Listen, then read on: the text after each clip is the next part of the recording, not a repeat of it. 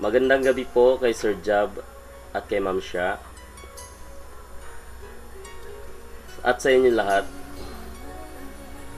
Ako nga pala si Jeffrey Monghit ng Southern Cebu Branch. Gusto ko lang po magpasalamat unang-una kay God. Kasi kung wala siya, siguro wala din ako ngayon sa SDG. Salamat po sa award na aking natanggap.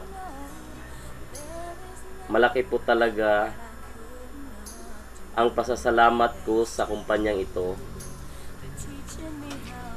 Dahil halos lahat na yatang pangangailangan ko ay binibigay na ng kumpanyang ito. Wala na akong hinihiling pa. Lalo na pag na-release na yung incentive ng BM. Joke. Ma'am Sha, Sir Jab, maraming salamat po sa inyo.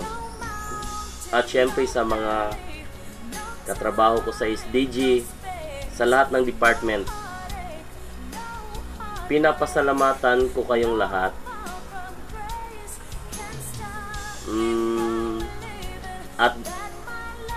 At bago ko makalimutan, meron pa akong isang taong pasasalamatan